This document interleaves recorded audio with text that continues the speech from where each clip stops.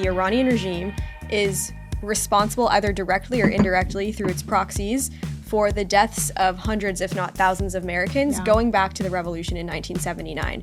And so when we talk about America first, or when I hear the term America first, I naturally think Americans first. And that means defending Americans. Going after a regime that's explicitly targeted Americans for decades seems to me to be the epitome of an America first policy. And I would also add that another phrase that's thrown around a lot amongst the Trump administration is peace through strength. And I would argue that this also fits squarely within that mantra as well.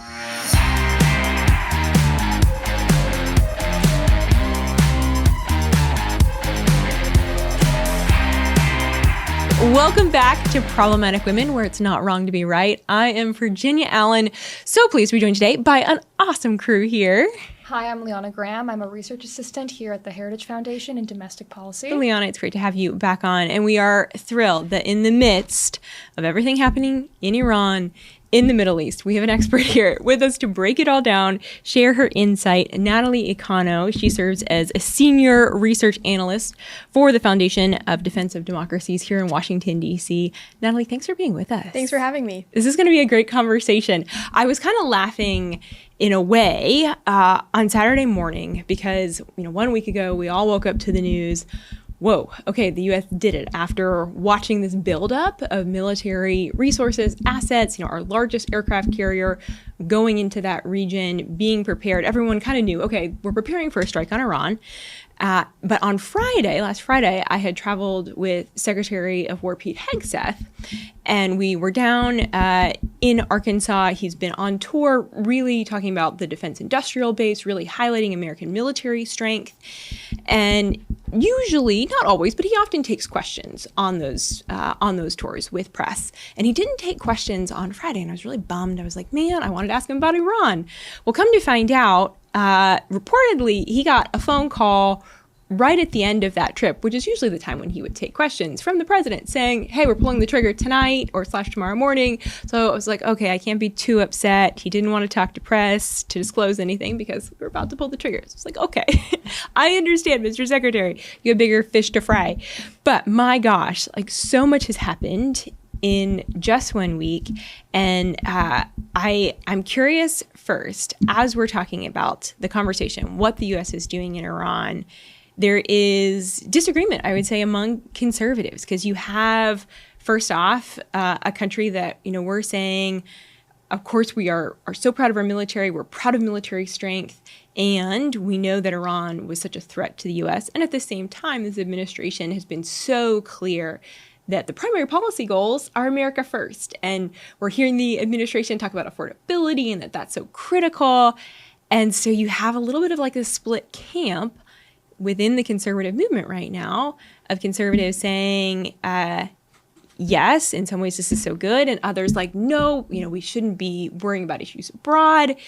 So Natalie, I want your just gut take. Is the U.S. action in Iran, does it fit? Does it jive with America first and that policy out of the White House?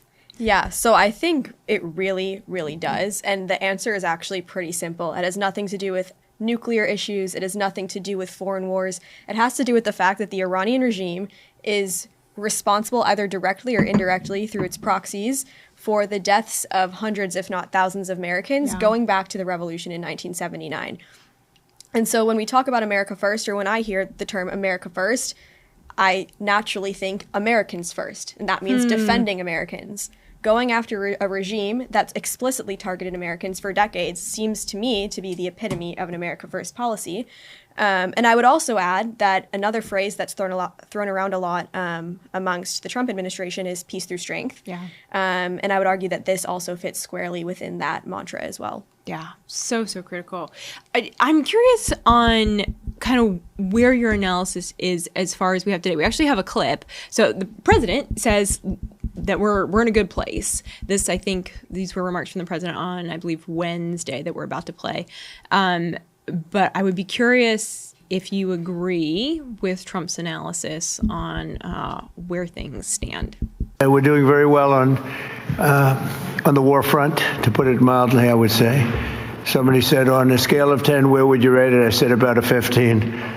And we're going to continue to do well. We have the greatest military in the world by far, and that was a tremendous threat to us for many years. 47 years they've been killing our people and killing people from all over the world, and I think we have great support. And I think if we didn't do it first, they would have done it to Israel and give us a shot if that was possible. On a scale of 1 to 10, we're at 15 as far as U.S. success. Is that fair, you think? I mean, I'll leave it to the president to assess whether or not we're hitting the targets that we want to hit. But I mean, I do think we've been pretty successful. I mean, the supreme leader, the head of the octopus, if you will, was killed within the first couple days of this whole operation. And so I think that's a testament to the success of the operation so far. I think the reaction of Arab Gulf countries in particular indicates that this has been extremely successful. Over the last week, Iran has fired thousands of missiles and drones at countries across the Gulf: Saudi Arabia, Kuwait, the UAE, Qatar.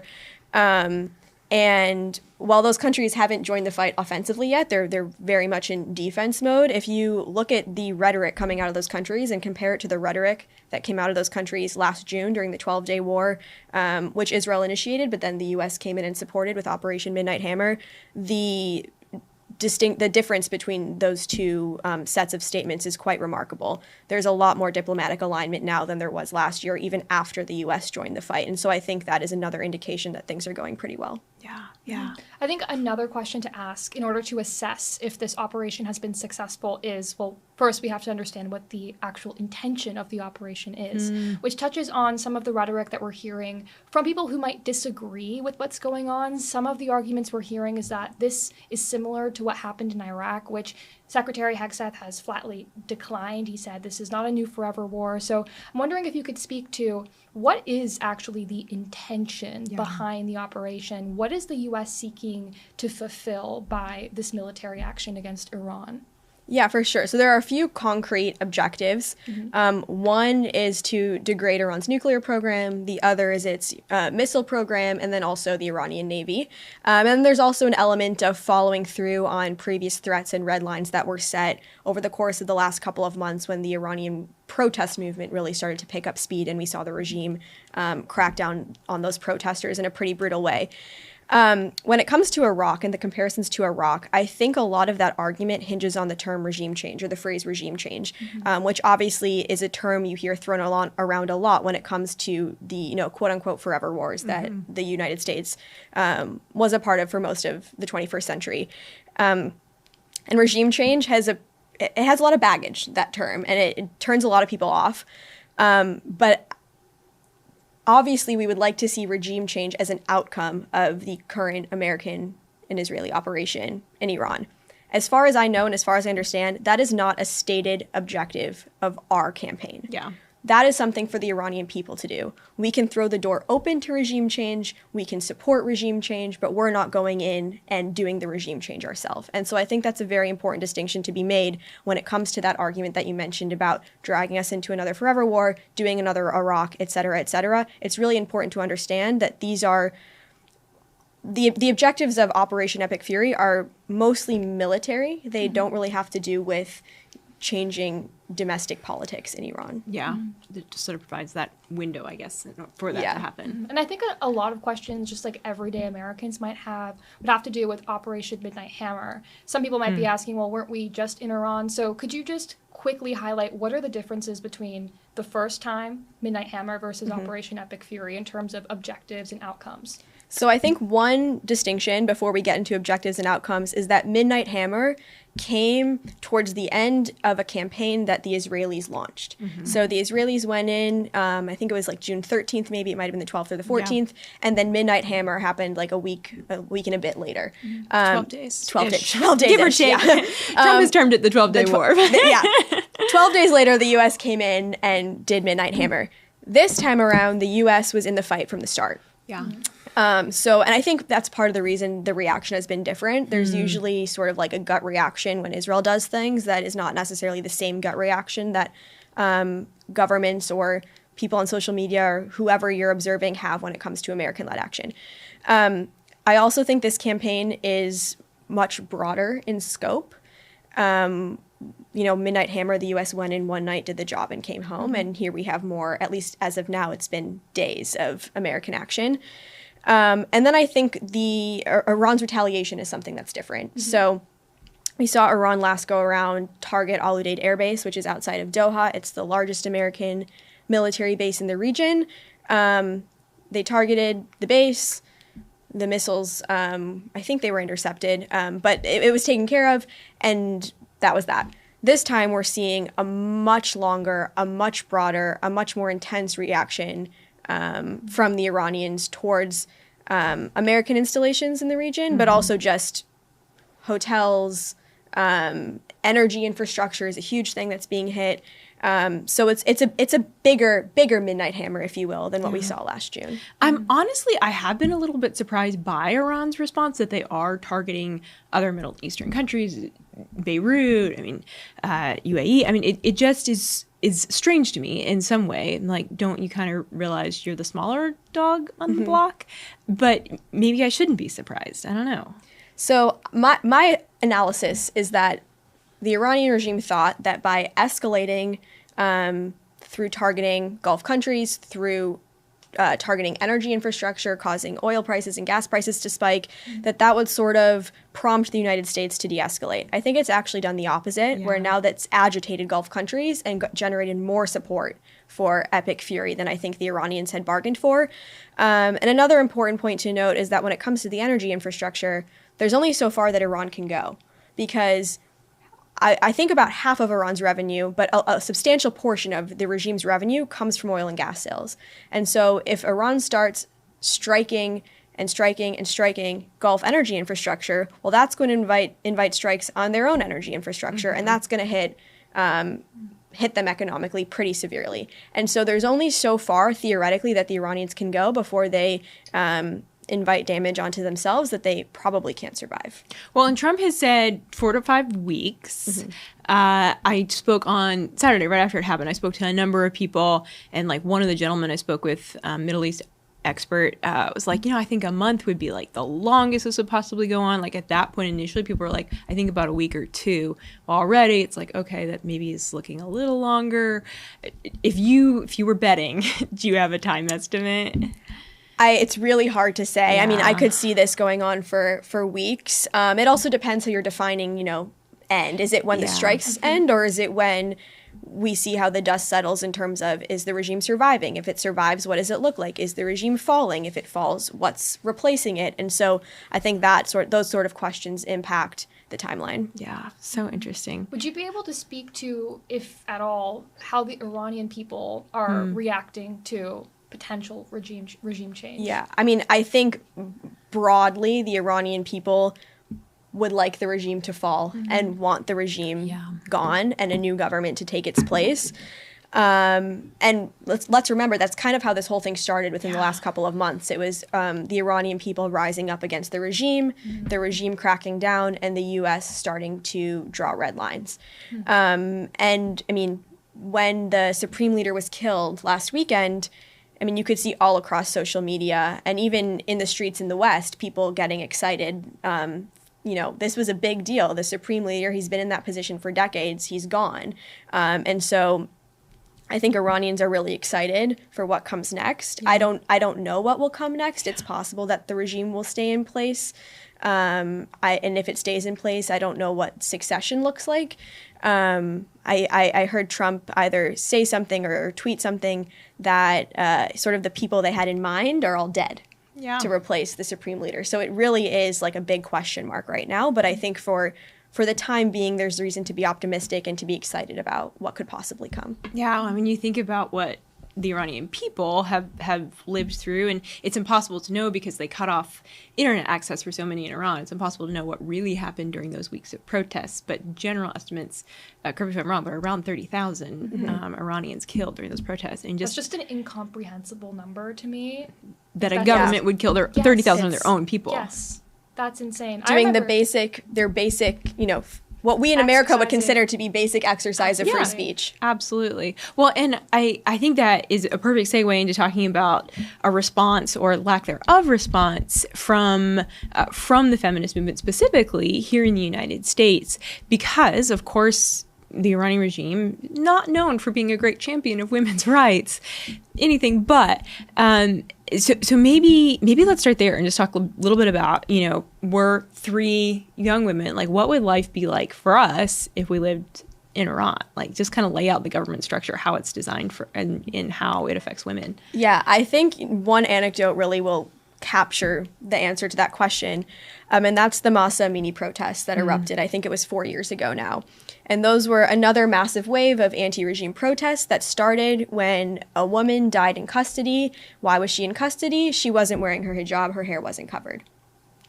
And so I think when you just imagine that one moment sparking this wave of unrest, you sort of get the sense of the level of oppression that we're talking about. Yeah. And I think it's important to note that we have Iran and the regime in Iran, but then we have the proxies that the regime sponsors and funds, one of which is Hamas. What happened on October 7th, 2023? Hamas invaded southern Israel, murdered, kidnapped, raped its way through Israeli villages. American women were victims of this attack. And then even after October 7th, throughout the hostage crisis that thankfully ended last fall, women who were held captive were subject to horrible sexual crimes. And that is now well documented, and widely accepted that happened, which is pretty remarkable if you think about sort of all of the debates that go on when it comes to Hamas and Israel and Gaza and Palestinians, that Hamas's sexual crimes are really widely accepted as being true and being egregious. And so we have to remember that those Hamas fighters were themselves sponsored by the regime in Iran. Yeah. So this really is broader than just in Iran itself. So then it does make a lot of sense when you see that response from the people of Iran that we were talking about, where, it in some ways it's counterintuitive of like, why are Iranians celebrating that their own country is being bombed? But they understand that if they want a hope and a future, if they want a future for their kids to be free, it kind of starts here. We actually have a great clip I would love to play of Iranian women in the streets dancing, celebrating without hijab, something that they're not allowed to do, but in response to essentially saying and looking at a situation where they're like, okay, maybe we can actually have a future and Iran can be free again after 47 years. So let's roll that clip.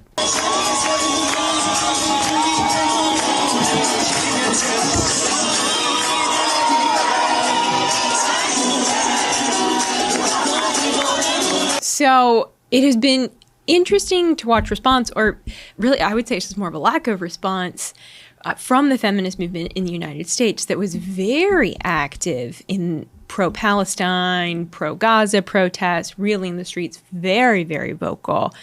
And I feel like they're trying to thread a weird needle right now. I stumbled across a news outlet called Left Voice, which describes itself as an evolutionary socialist news site.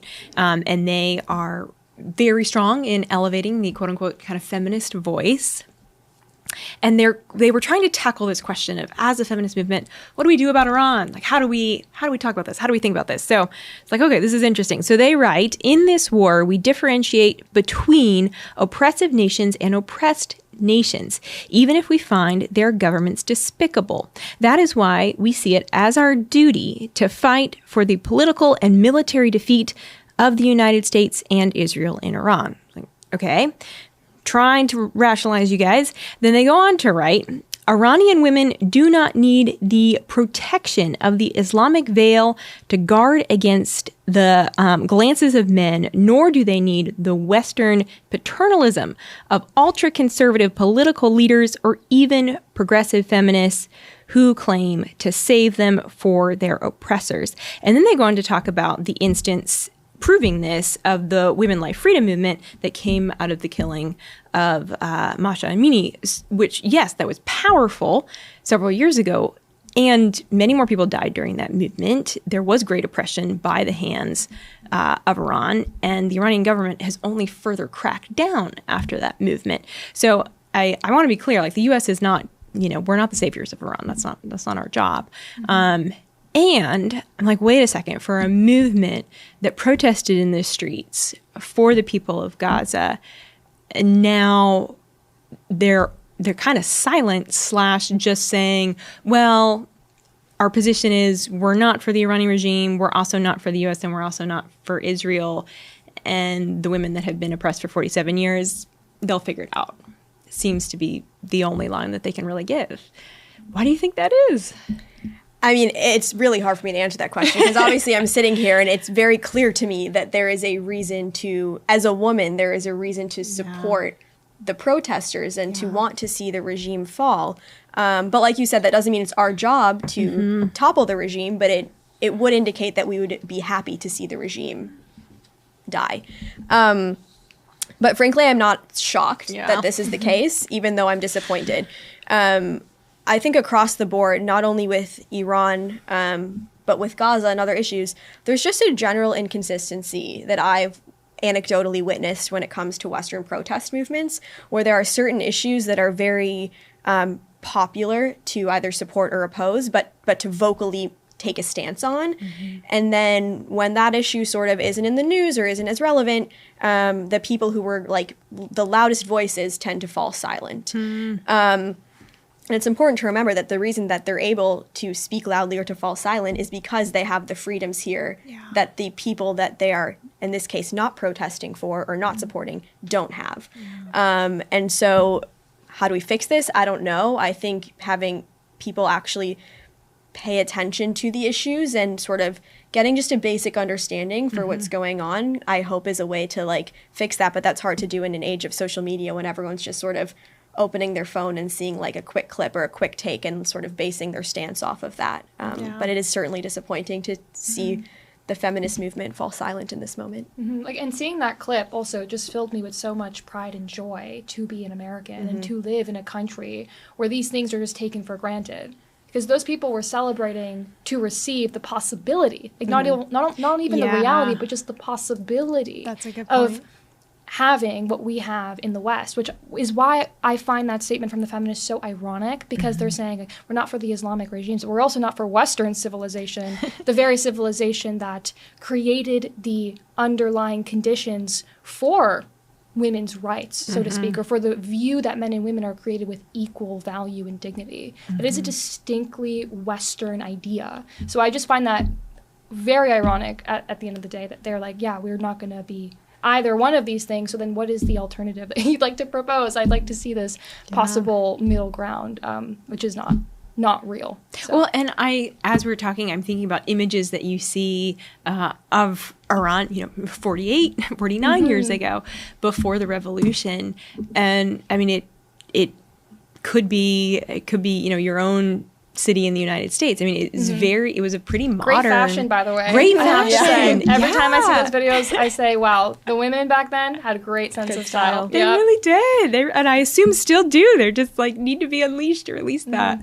But it's tragic when you think about, I think it's sobering when you realize how fast a nation can fall and how fast things can turn, and when radical ideology is involved. And that's been something that I've been I think pleased to see, just the language and the clear language out of this administration and so many individuals who are talking about it, that you can't debate, or there was so much conversation 2 weeks ago, and there was attempts to have a diplomatic solution with the leaders of Iran. But how do you debate with people? How do you have rational conclusions when you're dealing with people that are influenced by ideology that at its foundation wants the Western world destroyed and shouts death to America and death to Israel? And at the end of the day, like, that is their objective. It's like, okay, it's impossible to reach any sort of conclusion that is quote unquote peaceful. And so I think in that element, it's like, all right, it was a matter of time before the U.S. was forced to take this action. And I think that's been something I've been thinking about too, and that Trump has talked about with taking the action, is it's an investment in America's future, our children, our grandchildren, because Iran was never going to stop trying to get a nuclear weapon. They were always like, this is their mission. So it's like, all right, how many times does the U.S. want to be engaged? Maybe like ripping off the Band-Aid. Let's do it. Let's do it well, fully. And then hopefully let our partners in the Gulf, in that region, be equipped to handle any future threat. 100%. Something I've been thinking about that I think fits into sort of what you just outlined is there's a lot of talk about nuance and things not being black and white. Sometimes things are black and white, and sometimes people mean what they say. Regimes mean what they say. Yeah. And I think in this case, there's a lot of, taking the regime at its word when it chants death to America and preaches death to America. And there's an element of black and white when it comes to, are you with the terrorists or are you with the West? And you can debate sort of, after that, should we go in militarily? You can debate. Yeah. But broadly speaking, this is kind of a black and white situation, and I would argue the same for October 7th. Like, it's a very similar issue, and it should be easy to fall on the right side, and I think that's what's unfortunate when you read statements like the one you read, where there's hedging going on in a situation where hedging really isn't necessary. Like, things can be simple in the world of foreign policy. Yeah. Well, it's interesting to see kind of where America's position is, and I think this is a moving target. I think we're going to see polling shift probably a lot in the coming days and weeks, but at least this week we saw polling out of On Message that showed that 56% of likely voters support the targeting of Iranian's leadership, and 63% of likely voters support the targeting of Iranian nuclear and ballistic missile capacity. So that was like Political Playbook reported on this. Like, it's interesting to see, like, all right, a lot of Americans are like, yeah, we should get in, target, but then I think there's that concern, especially, well, for everyone, but we're having those conversations for sure within the conservative movement of course, as we've talked about, like, let's not linger. We don't want another Iraq-Afghan situation, but would be really curious for our listeners. We're going to post this on Instagram, but want y'all's take. Like, do you support U.S. action, Israeli action in Iran? Do you think it made sense? Do you support Operation Epic Fury? So we want your takes, we want your insight, we want your freedom. But Natalie, I want to give you kind of the last word. What are you going to be watching for coming days, weeks? What are you investigating? What are you researching and looking into as we, see this hopefully not play out for too much longer, but we know it's not wrapping up in the immediate future. Yeah, so I'm going to be looking for a couple things. Sort of one basic is just, what are we going to strike? What are the Israelis going to strike? What capabilities are the Americans and the Israelis going after? I think that's an interesting question and indicates what the aims and objectives of the campaign is. So that's one. Two is what's happening with the regime. Yeah. Is the regime going to pick itself up? Is it going to fall? Either way, what's the Iranian leadership structure going to look like when sort of the dust of the real war settles? Do you, real fast interview in that, do you have if I was betting, I would probably put that this is going to be the next leader, or is it just so totally up in the air? I think it's so totally up in the air, and I think it is for the administration too. I think what I've seen and understood is that sort of the idea was to sort of follow the Venezuela model, if you will, where you take out the top leader. In this case, Maduro wasn't killed, but in this case, the supreme leader was killed. And then you sort of work your way downstream and find someone that you can work with. But my understanding is that, the names that were on the short list, all of them are dead now. So I think it really is up in the air, even for senior people in the administration. And then the last thing I'm going to be looking for is what happens in the Gulf. If they continue to get hit, are they going to continue just to defend themselves? Are they going to go in and start carrying out strikes on their own? Are they going to stay more aligned with the U.S.? Are they going to get closer in alignment with the U.S.? Or are they going to sort of settle back into the positions they were before this all started last week? So those are the three big things that I'm going to be watching out for. And then I guess one last bonus thing, if you will, is just how are people reacting on social media and sort of what's the pulse of Americans and others elsewhere around the world. Well, and we all want to be getting your take on social media. So tell us how we follow you, not just on social media, but across the internet, your platforms, all of that. Tell us how we follow your work. Yeah, so all of my writing is posted on our website, fdd.org. And then you can also find me on X at Natalie Ecanow, which is Ecanow. Amazing. Well, Natalie, thank you for your time today. Thank you for joining us. And Liana, thank you again for being back with us today. It's always a pleasure to have you. Always a pleasure to be here. Thank you guys for having me. Absolutely. And make sure you hit that subscribe button so you never miss out on brand new episodes of Problematic Women to get all of the analysis on policy news, what's happening here in Washington, D.C. We will see you right back here next week.